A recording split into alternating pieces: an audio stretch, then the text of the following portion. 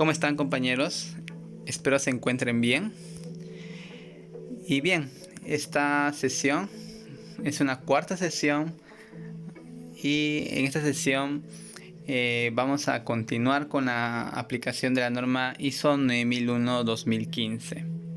Bien, vamos a ver el punto número 7 de apoyo y el punto número 8 de operación. Bien, entonces vayamos a la diapositiva número 7 y 8. Y acá comenzamos con el 7.1. Bien, este apartado de la norma empieza con el 7.1, que nos explica cuáles son los recursos que un sistema de gestión necesita incorporar. Es entonces que empieza hablando con las personas. Bien, la norma nos pide determinar las personas necesarias para realizar las actividades. Bien, es entonces que estas personas las podemos determinar a través del organigrama. Vamos a hacer un ejemplo. Vamos a ver el organigrama que tenemos acá. Y por ejemplo acá tenemos gerente. Digamos que este gerente lo conforma una persona, ¿no? O esta área gerencial lo conforma una persona. Entonces ya vamos delimitando. El área gerencial está conformada por una persona. La secretaría está conformada por un asistente secretaria, ¿no?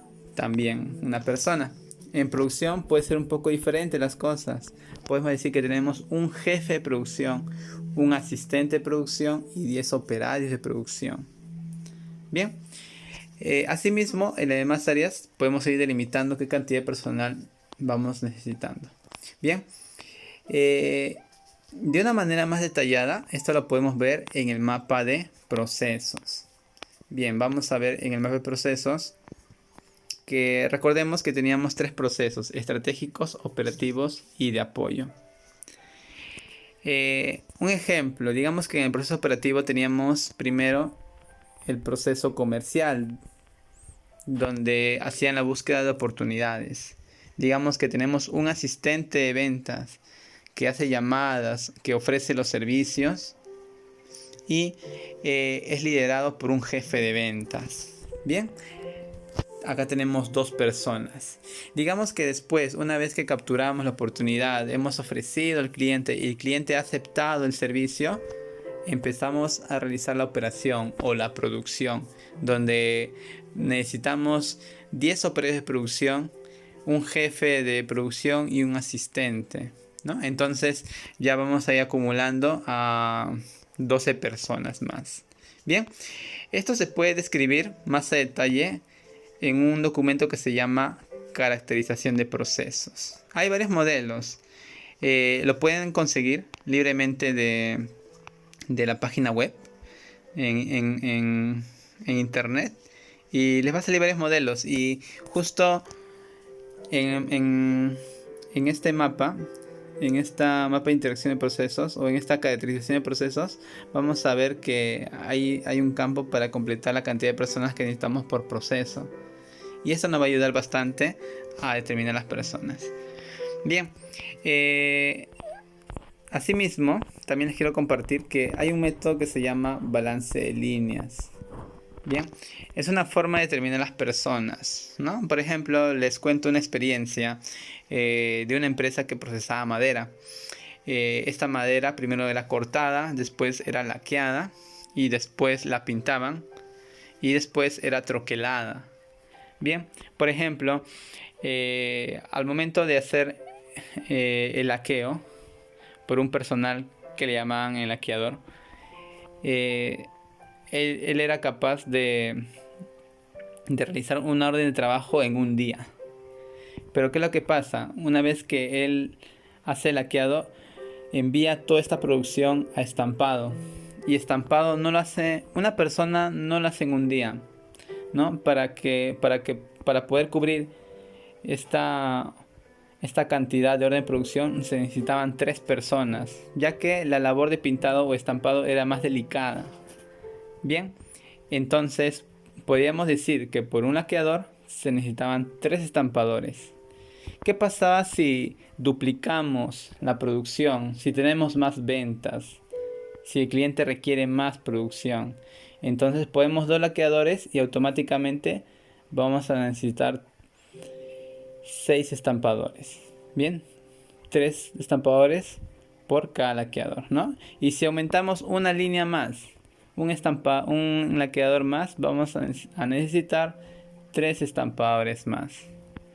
Bien, esto es balance de líneas, es una forma de determinar, ¿no? Hay estudios, hay cálculos, ¿no? En base a los indicadores. Bien, después tenemos la infraestructura.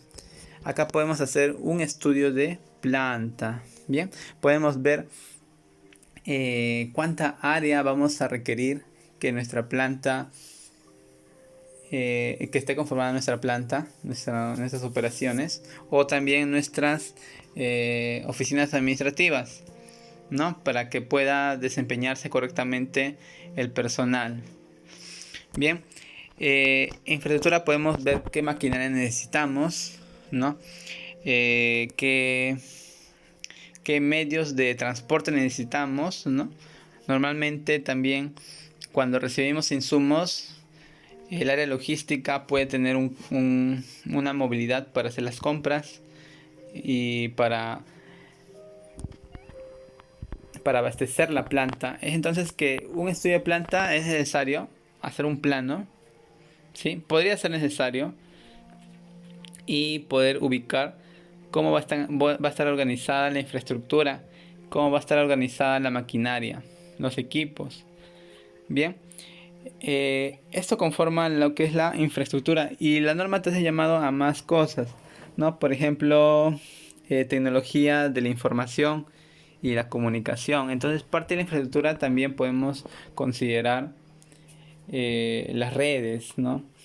El internet, ¿no? Los medios de comunicación, las radios, por ejemplo.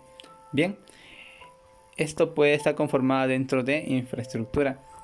Después tenemos los ambientes para la operación de los procesos. En el ambiente para la operación de los procesos tenemos los factores humanos y los factores físicos. Los factores humanos lo conocemos normalmente como la satisfacción laboral o el clima laboral, y eso podemos determinarlo a través de encuestas de clima laboral. Bien, que esté libre de estrés, ¿no? Que por ejemplo no haya mucha bulla. ¿Qué pasa cuando una oficina de consultoría está al costado de una oficina de ventas? Consultoría normalmente requiere estar muy concentrado, ¿no? Entonces a veces no es conveniente que esté al costado de una oficina de ventas, porque ventas va haciendo llamadas telefónicas y puede no dejar concentrar a una oficina de consultoría, ¿no? Es una posibilidad. Bien, también, por ejemplo, el ambiente humano puede ser la satisfacción de las personas en relación, por ejemplo, a los pagos, o en relación al liderazgo, ¿no? Que tiene la organización. Bien, puede ser determinante, sí, como no puede ser pertinente. Bien, hay que determinar bien qué es lo que vamos a medir para poder obtener un buen ambiente laboral en el factor humano. También tenemos el factor físico. El factor físico lo conocemos mucho en seguridad y salud, ¿no? Por ejemplo, la iluminación, la temperatura, ¿no? Es entonces que debemos de proporcionar temperatura adecuada para que los trabajadores puedan ejercer un buen desempeño. Bien, por ejemplo, en las temporadas de calor, ¿no? En las temporadas de verano, mejor dicho, ¿no? En enero, febrero, acá en Perú, en Lima específicamente, ya se siente demasiada temperatura, elevación de temperatura, y esto muchas veces dificulta a los trabajadores para que puedan ejercer una correcta labor. Entonces, por ejemplo, podemos abastecer o implementar aires acondicionados que nos regulen la temperatura. Es una opción. Bien, También tenemos los recursos de seguimiento y medición. Acá tenemos los recursos pueden ser humanos o pueden ser recursos de equipos de seguimiento y medición.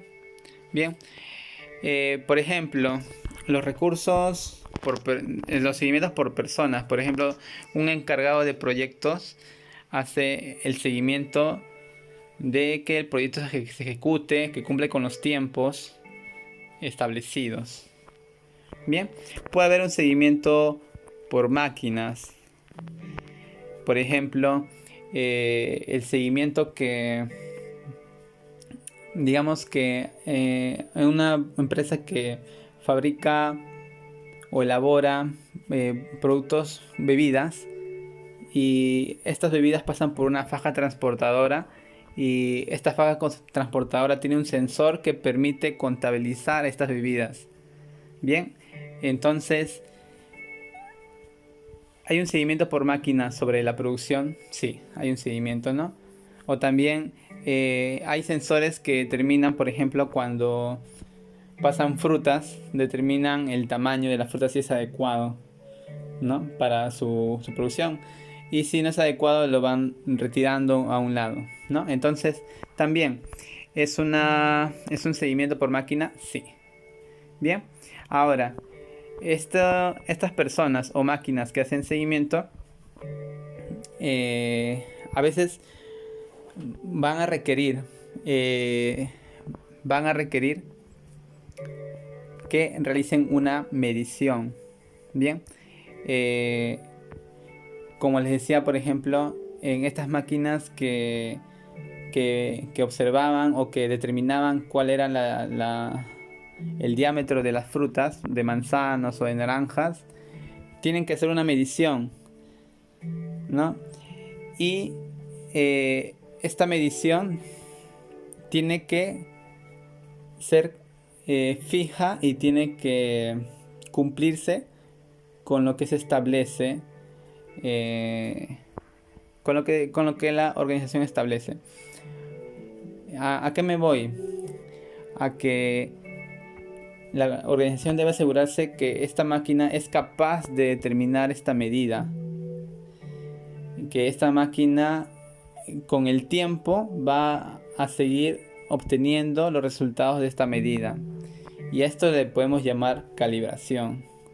Bien, entonces hay formas de calibrar, ¿no?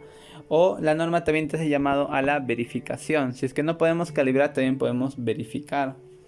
Bien, digamos que estas medidas lo verificamos con una cinta métrica. Bien, esta cinta métrica sí es posible que sea calibrada. Entonces, esta calibración tenemos que realizarla por una entidad externa autorizada para realizar calibraciones. Y tenemos que tener los certificados de calibración. Bien, la norma no solamente nos hace llamado a las medidas, a los instrumentos de medición o equipos de medición en la parte de producción, sino también en las partes que la organización observe conveniente. Por ejemplo, tengo una experiencia de una empresa que su área de data center era indispensable y necesitaban controlar bien la temperatura.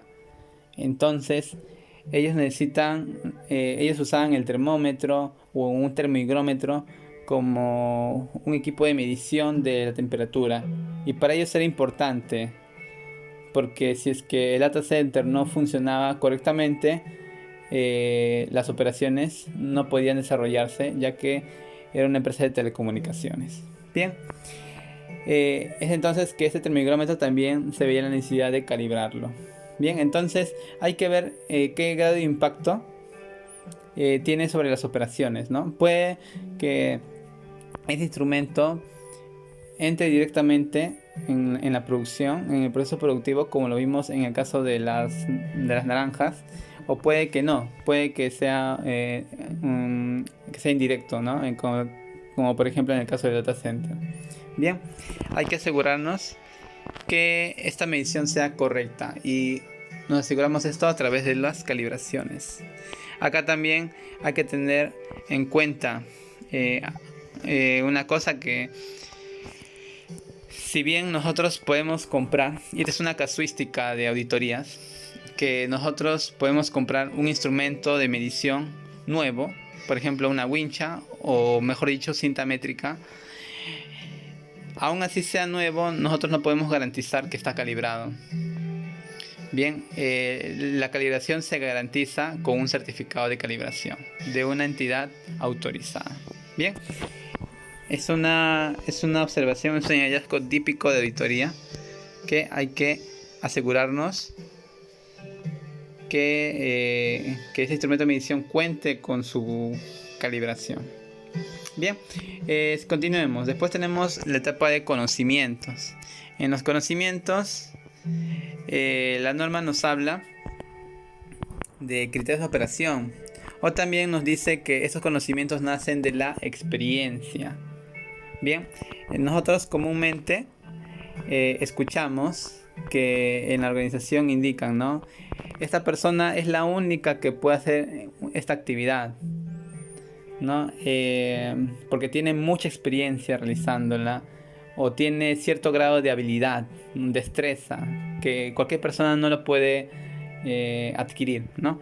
Es entonces que la norma pretende determinar esos conocimientos que cuenta esta persona que tiene mucha destreza, ¿no? Entonces hay que determinarlos en la medida posible para que cuando hagamos un cambio de puesto, digamos que esta persona ya no puede elaborar, que el nuevo personal pueda ser capacitado en relación a estas destrezas, ¿sí? Asimismo, esta destreza tiene que tener un mantenimiento, ¿no? Y puede ser a través de reforzamientos de capacitaciones o instrucciones laborales. Bien, los conocimientos hay que abordarlos, hay que determinarlos y pueden ser especificados en el MOF. Bien, y los demás recursos pueden ser especificados en la ficha de procesos que les comentaba en un inicio. Bien, continuemos con la competencia, el 7.2. En la competencia, la norma nos indica que se basa en educación, formación o experiencia. Es decir, un cargo puede estar compuesto o lo puede ocupar una persona que solamente tenga 10 años de experiencia. La respuesta es sí. No necesariamente tiene que tener formación o educación, ya que la norma nos dice la palabra o, educación, formación o experiencia. Puede tener los tres también. Puede decir, ¿no? Esta persona necesita por lo menos una educación secundaria para asegurarnos que sepa leer, escribir y entender. Que tenga una formación, un curso de troquelado, por ejemplo, y que tenga 10 años de experiencia troquelando, ¿no? Entonces, le abordan más peso a la experiencia. Sí, hay muchas empresas que abordan mucho más peso a la experiencia porque es lo más determinante en la parte operativa o en la parte de producción. En otras áreas, por ejemplo en la parte administrativa, puede que le aborden más peso en la educación, ¿no? Que requieran ingenieros titulados, o que requieran ciertas maestrías, por ejemplo. Y en formación, especializaciones, diplomados. Bien, y en experiencia, quizás 5 años de experiencia. Bien, entonces lo combinan hacen una combinación ya más didáctica de estos factores de competencia para los cargos administrativos y los cargos operativos. Bien, continuemos. Después tenemos la toma de conciencia. La toma de conciencia, la norma nos llama a que los trabajadores, al realizar sus labores, tienen que ser conscientes de la política de calidad, es decir, conocer la política de calidad y no recitarlo al pie de la letra, no necesariamente. sino que puedan entender cómo esta política influye en su trabajo. Bien, también tienen que ser conscientes de los objetivos de calidad, ¿no? Los objetivos tienen que estar orientados al logro del producto o el servicio. Y es entonces que los objetivos de calidad deben ser conocidos por el personal, ¿no? Y el personal debe saber en qué grado se va cumpliendo. Pero acá hay una palabra importante, dice objetivos de calidad pertinentes, ¿no? Pueden existir objetivos de calidad para el área de operaciones, pueden existir objetivos de calidad para el área de comercial, bien, para distintas áreas. Entonces son pertinentes, ¿no? De acuerdo al área que le competa. Bien.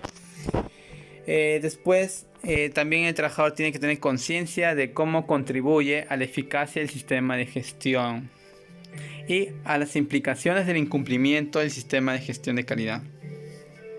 Bien, entonces, ¿cómo un trabajador puede contribuir a la eficacia, a que el sistema de gestión logre sus objetivos, logre sus resultados? Por ejemplo, cumpliendo procedimientos, o cumpliendo mi meta diaria, o cumpliendo los instructivos de trabajo, o cumpliendo el reglamento interno de trabajo. Bien, cómo el trabajador conoce las implicaciones del incumplimiento del sistema de gestión. Normalmente en el reglamento interno de trabajo colocan ahí las cláusulas de sanciones por incumplimiento. Bien, esto se puede integrar con el sistema de gestión de calidad. La toma de conciencia. Es entonces que los trabajadores tienen que ser conscientes de estos 4 atributos, principalmente al momento de realizar sus trabajos. Es entonces que en una auditoría tranquilamente el auditor puede ir y consultar sobre estos 4 atributos al personal, ¿no? Y tiene que ser capaz de responderlo, ¿no? Conforme le aplique.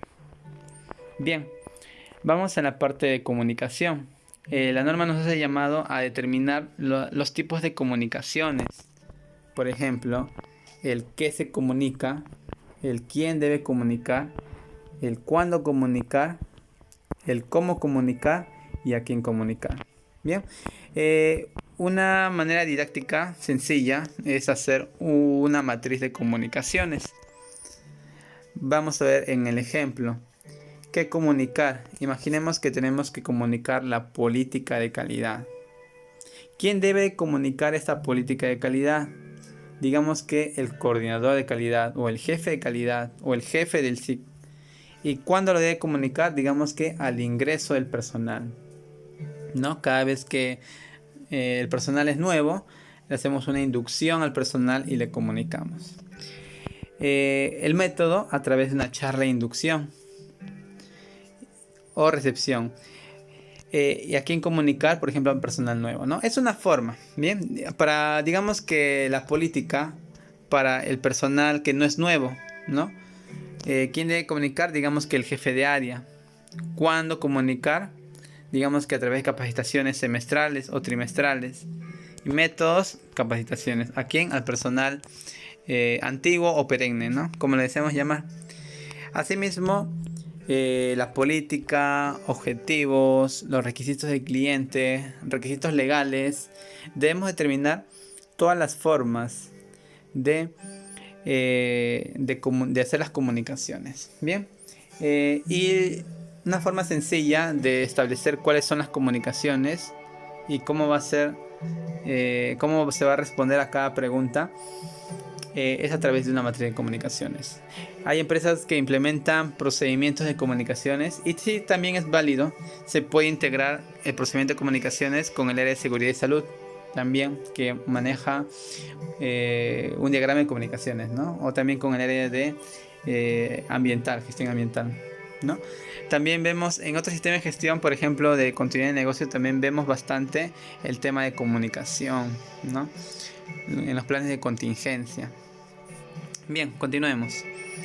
Después vemos la información documentada, ¿no? Las normas nos hacen llamado a conservar información documentada y también a mantener.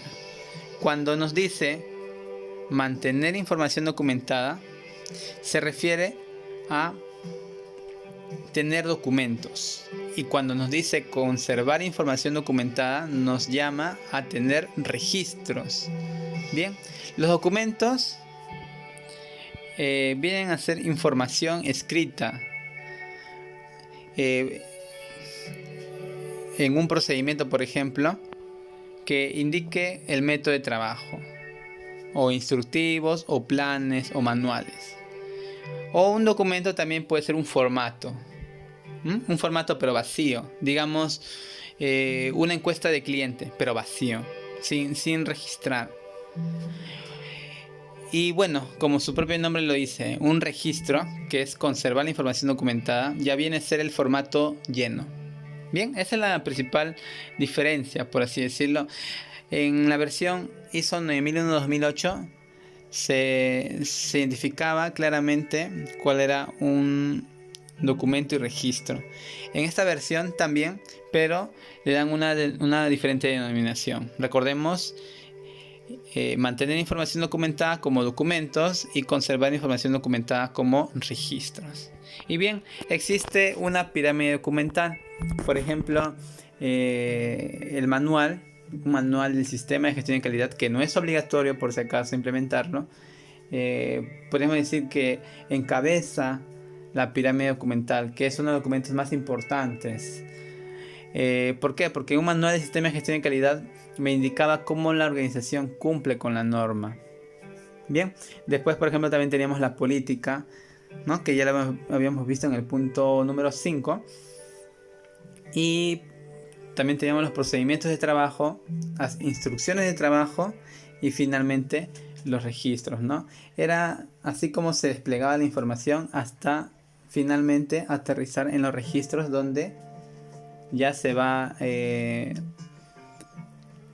transcribiendo la información como evidencia. Bien, ahora vamos a pasar al 8.1. Bien, ya hablamos de la parte de apoyo y ahora vamos a hablar del 8.1. Y bueno, yo creo que el tiempo nos queda corto porque ya pasamos 27 minutos y el punto 8, déjenme decirles que es un poco largo. Es entonces que yo creo que vamos a quedarnos en este punto. Y bueno, hay bastante información que comentar en el punto 7, ¿sí? Es entonces que si tienen alguna consulta, comentario, les agradezco, me los hagan llegar a la página Consulta QHSER, ¿sí? Y lo van a poder encontrar con este logo en la página Facebook. Bien, y ahí voy a estar muy atento a sus dudas, ¿no? Bien, es entonces que me voy a quedar hasta acá por el día de hoy. Espero que les haya sido de mucho provecho esta capacitación. Les comento bastante en base a mi experiencia que he tenido implementando, haciendo mantenimiento de sistema de gestión. Bien, y en base a mi formación, a mi constante capacitación que tengo en relación al sistema de gestión ISO 9001 como otros sistemas de gestión. Bien, entonces espero se encuentren bien, sigamos respetando esta disposición que nos da el Estado de quedarnos en casa para salir bien, ¿no? Y si bien se está aplazando 13 días más este estado de emergencia, puede ser un desafío, sí, poder afrontar estos 13 días más, pero también hay que verlo como una oportunidad para poder ejecutar otras actividades que normalmente no lo hacemos en el día a día por el trabajo, ¿no? Por ejemplo, como de capacitarnos. Bien, es entonces que les doy mi grano de arena, mis conocimientos, para que puedan adaptarlos y ustedes mejorarlos incluso. Bien, espero que les haya sido de mucho provecho. Yo me despido hasta un próximo quinto video, que espero sea lo más breve pronto posible. Hasta luego, muchachos, cuídense mucho, colegas.